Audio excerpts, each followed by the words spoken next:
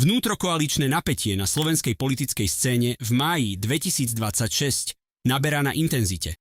Podpredseda parlamentu Tibor Gašpar v diskusnej relácii STVR ostro reagoval na predsedu národňarov Andreja Danka a jeho nečakanú požiadavku na výmenu ministra životného prostredia Tomáša Tarabu. Gašpar označil tieto verejné výhrady za absolútne nepochopiteľné, pričom partnerom pripomenul, že Taraba je nominantom samotnej SNS. Podľa neho mal šéf národňarov svoje výhrady k riadeniu Enviro Resortu, zonácii Tatier či k projektu Málinec riešiť priamo s ministrom a nie cez médiá, čo zbytočne destabilizuje verejný priestor.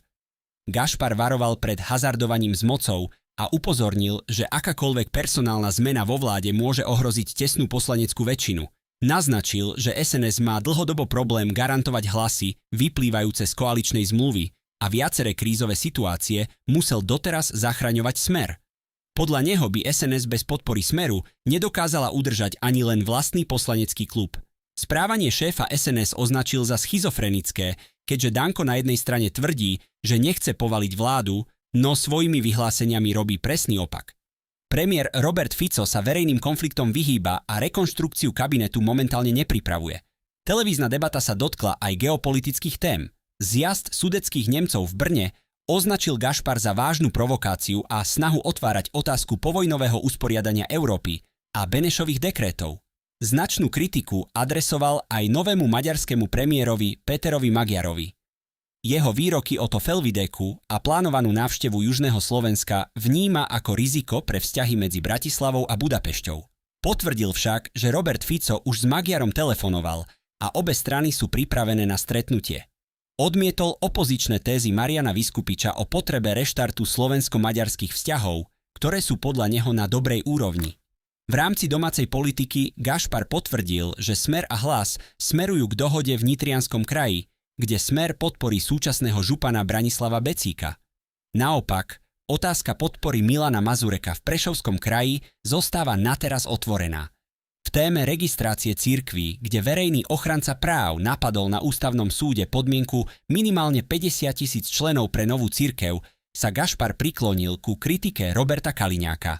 Varoval pred bezpečnostnými rizikami po vzore západnej Európy a dodal, že pri prípadnom zmiernení limitu by bolo potrebné presne určiť nové povinnosti cirkví. Viskupič oponoval, že limit je prehnane vysoký a stačilo by 10 až 20 000 členov, no za väčší problém Slovenska označil masívny odchod mladých ľudí do zahraničia. Diskusia priniesla aj dôležité kuloárne informácie. Gašpar pripustil, že ak by generálny prokurátor Maroš Žilinka pre zdravotné problémy predčasne skončil, koalícia bude musieť zvoliť nového šéfa prokuratúry. Pri guvernérovi NBS Petrovi Kažimírovi nevylúčil politický kompromis medzi Smerom a Hlasom, hoci Smer jeho zotrvanie dlhodobo odmieta podporovať. Záver relácie patril ekonomike.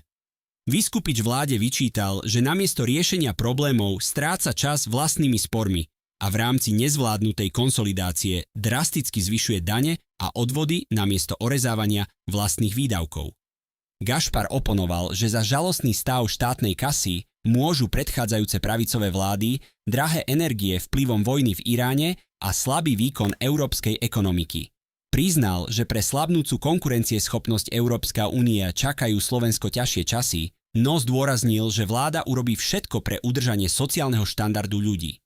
Mali by podľa vás lídri vládnej koalície riešiť svoje personálne nezhody ohľadom ministrov za zatvorenými dverami, alebo má Andrej Danko právo verejne otvárať otázku rekonštrukcie vlády?